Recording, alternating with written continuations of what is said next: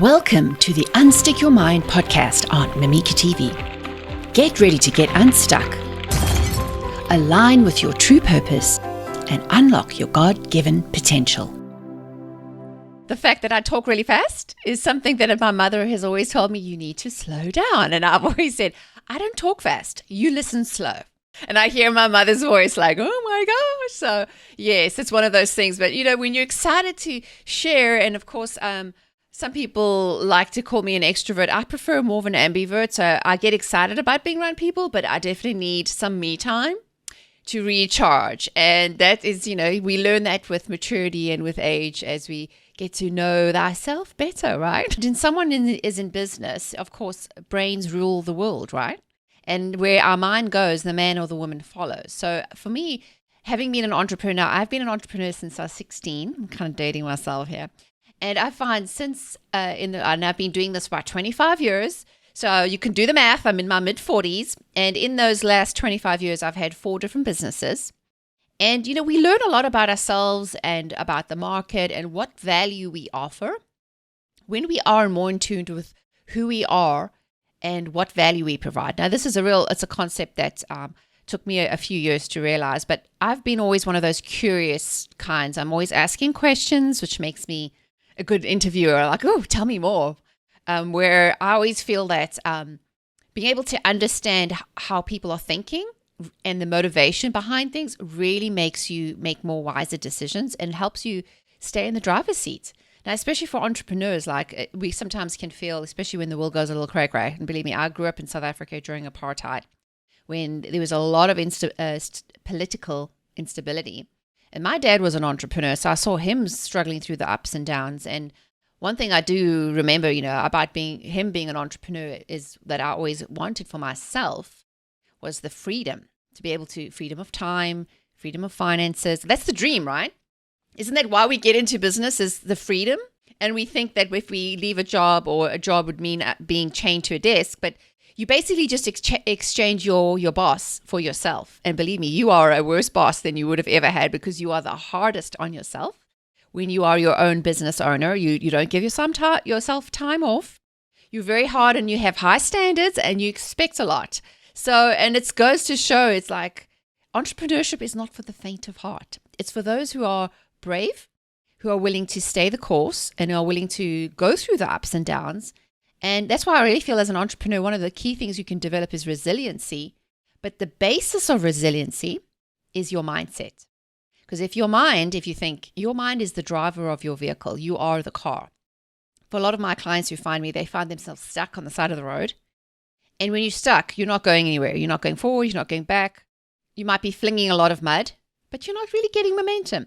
So what I really do well is help my clients really think about what they're thinking about, to rediscover why they are there and where they want to be, so that we can take them into the garage, do some work under the hood. And it can be a little painful and a little uncomfortable, but it's definitely worth it. Get some retires and get you back on the road so you can actually go at the pace that you want to go. Because my philosophy is you have to slow down to speed up. Really, the key to getting unstuck is to find that momentum. And it really does start with baby steps. And I tell this to my clients all the time. And that's why it's so important, is that if you keep putting your foot against the gas pedal, you're just burning yourself out. You are going to burn the engine, going to probably blow a head gasket, and you are certainly going to run out of gas. And there's no vehicle that I know that can run without gas. And if you are in charge of your own oxygen mask, because as they say on airplanes, if you don't put your own oxygen mask on first, you can't help anyone else. So the first key really is to pause to figure out where you are, and obviously to stop doing what you're doing because it's clearly not working. Because the last time I checked, Einstein said that was called insanity. But basically what we want to do is we want to take some time out to slow down, to figure out where you are. And as you said, being able to celebrate the baby steps and the wins is so important for your mind, especially from a neuroscience perspective. Because here's the thing is, what you focus on grows. If you keep focusing on your failures or the lack of the things that you haven't done, you will always breed more lack and more frustration. Where if you can focus on what you have done by looking back at the progress you have made, you can say, I might not be where I want to be, but thank goodness I'm not where I was. And that really helps your brain to reframe where you are going, so that when you are attacked or in a situation where things aren't going your way or you feel that's going hard, you have that vision of where you know that, hey, I've done this before. I've got a bit of resilience. It's been hard, but I've been able to get through this because I have the vision of knowing that I can get there if I'll just trust the process and follow the path. Because here's the thing is our brains are so amazing in how they're formed, but at the same time, you don't have to live with the brain you were born with. You can change your brain. The science shows that through the concept of neuroplasticity. And basically what that means, like, if you think about it, if you go to the gym, you might feel a little weak and some muscles aren't working great. And maybe you did soccer or football when you were a child, and you're kind of getting older in the ages and you kind of feel like maybe you're a bit stiff. Your brain and your body have muscle memory, and it remembers what it's like to be fit. So just like with your mind, that's why I call myself a personal trainer for your mind, because the process that I take my clients through is a defined process that helps you understand, first of all, why you do what you do, because awareness is key, right? Once you know what the trigger and the problem is, then we can get to work fixing it. Then through repetition and using exercises that I've developed in my program is using that consistency of showing up and doing the new thing, you can change the path that you're on by repetition and by choosing where you want to be. Because just like if you're in a ship liner, it just takes one tiny little degree now to set you on a totally different path months or maybe years down the line. So as a business owner, you are the captain of your ship. If you don't like where you're going, you can change direction. You can, even if it's just by 1 degree. Because we also come to the part of there's the whole issue of diminishing returns. Like, is this worth me doing this? Is this, like, if I continue down this path, is this really going to get me where I want to go? As well as the concept of compounding interest. And this is what we do as business owners a lot, is we underestimate the power of the little wins. Like we've alluded to this earlier, while you have to celebrate those baby steps, because from your brain's perspective, it likes to confirm what it confirms. So if you've confirmed that you can be successful in an area, you are able to make change, it then teaches itself like, oh, we can do this. We can totally change. We can up level. And a good example is like when you are doing pricing. When you first start in business, you think, oh, I couldn't charge people that. I'm not worth that, because you are charging what you can afford, not necessarily what the value that you provide to your clients. But as you start to get more confident and you charge those prices and you're like, wow, I charged this client $500 and they didn't blink. So, okay, the next client I'll charge $1,000. And then eventually you're like, okay, that client didn't blink. Now I feel confident. Now I'm charging $2,000 or $10,000 or whatever the price is. Your confidence gets built as you start to take those leaps of faith, as you start to step out of your comfort zone and to push yourself beyond what you think you're capable of. So that's why I love to be able to help people tap into their own potential, because so many of us do not actually activate the potential and the gifts and the talents that we have. We kind of just think, well, Joe Bloggs and Susie Q down the road are doing it this way. Let me just copy her or his model. And if it worked for them, it should work for me. And that isn't necessarily true, because you are you and no one can be you. So being able to align your mind and your skills and your ability and your confidence is really when you become unstoppable. You know you've reached the limits of your comfort zone when things start to get uncomfortable. But that's a good thing, because if you think about it like an elastic band, when you first take it out the box, it's a little stiff and you got to really tug on it to really get it loose. But the more you stretch it, the more it can contain, the more volume or the more it can include within that space. But here's the other good news, is that once you've stretched, you never really go back to your original shape. So as a business owner, a lot of the time when my clients are coming up against maybe fear or anxiety or trepidation, I like to ask the question, why do you feel that way and what thoughts are coming up for you? Because this is good. If you're comfortable and you're thinking, oh, everything's good, it's kind of like you're going down in a canoe down a calm river, but you don't know that there's going to be a sheer cliff drop on the other side, that if you aren't thinking about that and thinking ahead, and you're not feeling a little uncomfortable and you're not thinking that you're stretching yourself, we don't grow, right? Because nothing grows in a comfort zone. And that's the thing and we have to be able to allow ourselves to breach that level of, ooh, this feels uncomfortable. Ooh, this is risky. Ooh, this is like it's more than what I'm used to. And what that is, it's an adopting a beginner's mindset. Because if you see kids, they don't seem to have the fear about trying something new. It's like, okay, they trust that the process, or that they're just going to do. And in I've seen this with skating. I'm overthinking everything. Adults will be like, if I do this, maybe it's going to hurt. And the little 5-year-old will come along and just falls down, gets up again. And I'm like, wouldn't that be nice if we could all have that confidence of a 5-year-old, that no matter what we do, it doesn't matter if we fall down? Because here's a good exercise. If you're feeling super stressed and anxious and you're not quite sure, or you're getting that sense of frustration, or something's welling up in you, your body has a very good way of telling you that there's something up. Now, in the world, most people want to just deny their feelings, and they want to just push those feelings of uncomfort or conflict aside. But here's a secret that I've seen and I've noticed amongst people who are high performing athletes, millionaires, celebrities. They are prepared to feel their feelings. Now, what this means is if you think about it, if you feel your feelings and allow yourself to go through the process of feeling anxious, asking yourself, why do I feel this way? And really getting under the hood of what that trigger is, what's the worst that could happen? Like, a lot of the time, our anxiety is based on something that could happen, that maybe could happen, but isn't necessarily true. So we spend our life fretting about the shoulda, woulda, couldas, when in actual fact, the stuff that we really should worry about is the inaction and not us not doing anything and staying stuck, because staying stuck costs you time and money. So by feeling your feelings, you can lean into what pushes your buttons. Like I say to my clients, figure out what those triggers are and lean into them. Let's figure out why that bothers you. So here's a good example. I've had clients before who've had issues with staff members, and perhaps they leave the company and they want to compete with them and go and start their own business, and they get really upset and they take it personal, like it's a personal attack on them. Because what that is really is a sense of mistrust and betrayal, right? So really what we're dealing with is trust issues. So we're like, if you've taken on somebody to help you in your business, but you can't let go of the reins, you definitely have trust issues, and you maybe are belonging to the Control Freaks Anonymous group, and maybe we need to retire that. So I say to my clients is, okay, if you've got trust issues with your staff or with people who work for you or partners or whatever, let's dig into why. And more often than not, when we look under the hood and we start to look, there's a lot of trauma that's based in childhood, that our programming has usually been developed and our reactions by the time we're 10 or even up to the age of 7.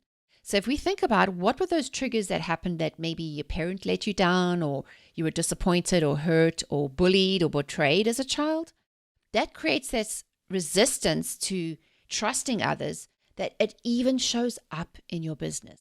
So that's why I say the most productive time you can spend is to sit in that moment of feeling uncomfortable, even disappointment or shame, like if a business fails and you lose money. Allow yourself to sit in it and process the emotions, because you have to move through it. We can't deny it. And that's why I'm so passionate about teaching people how to take control and reframe and rewire their minds, because you don't become reliant on medication or distractions like overeating or all the vices we have out there, because really what they are distraction tools. So I definitely say the biggest advice I could say is allow yourself to feel what you're feeling. Allow yourself to process it, and then you're over it, then you can move on.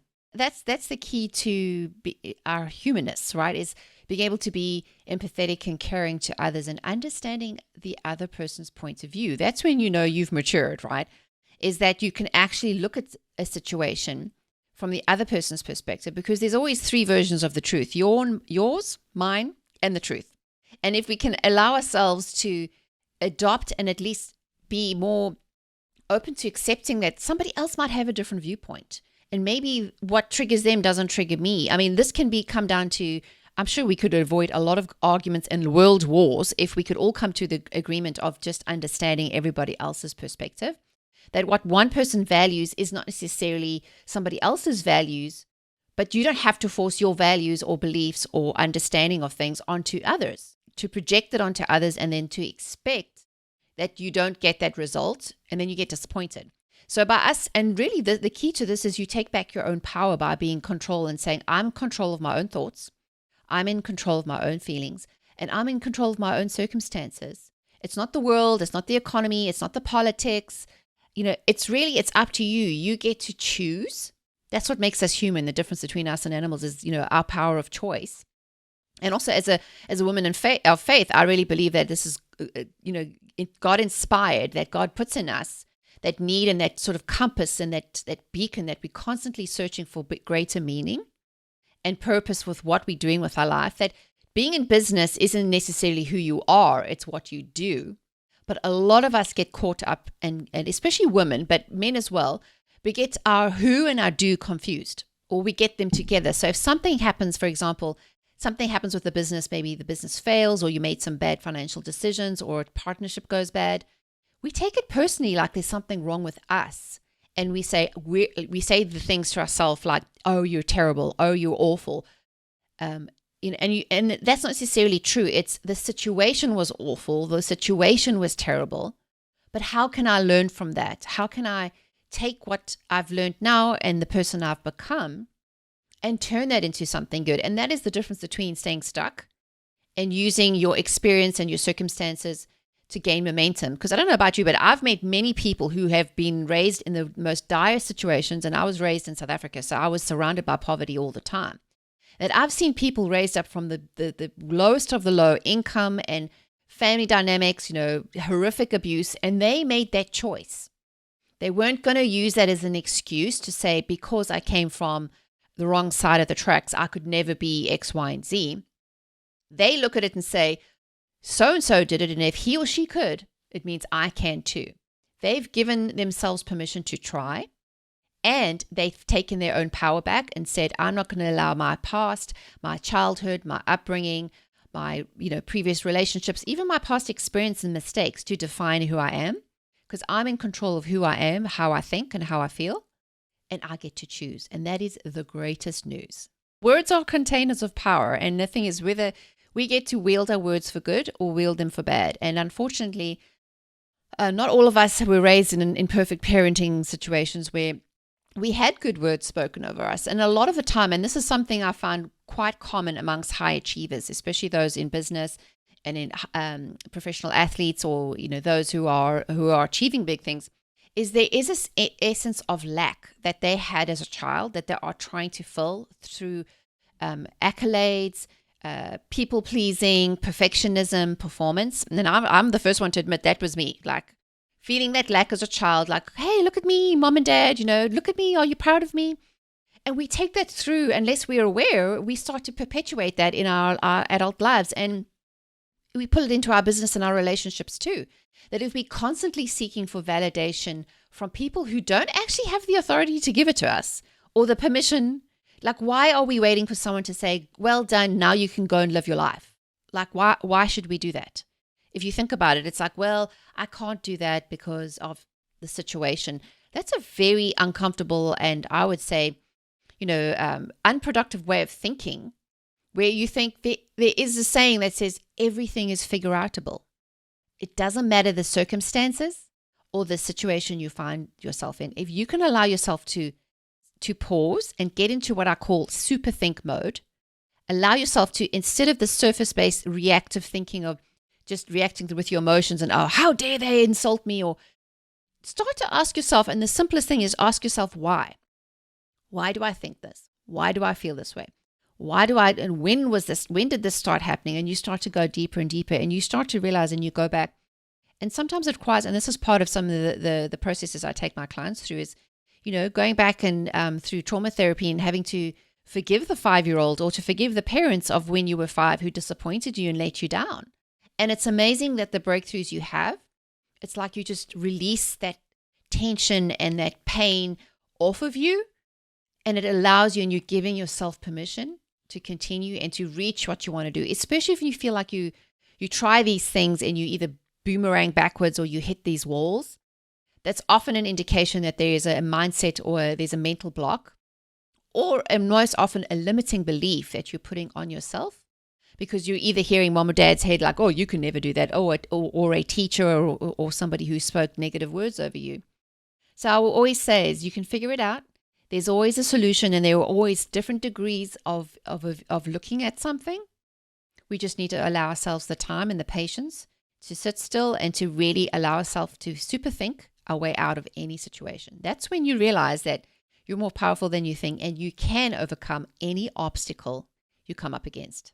My takeaway tip would be this, is to allow yourself to feel your feelings. Like anything that comes up and it triggers something in you, a good exercise is to take pen and paper and to actually write things out.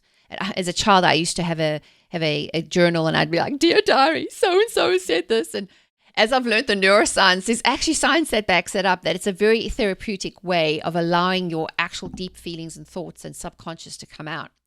So allow yourself time just to think and to question yourself, like, why do I think or feel this way? And allow yourself to say, okay, this is what shame feels like. It feels terrible, but what's the worst that could happen? You feel shame, and then you get through it and you move on. And allowing yourself that time and is really, really the best time you can spend, and allow yourself just a little bit of grace to get yourself through the hard things. Are you ready to change your brain to change your life? Discover how to break limiting beliefs, stop self-sabotage, and unlock your full potential by rewiring your brain using neuroscience, coaching, and faith-based principles. Come and join my coaching program, Unstick Your Mind, today.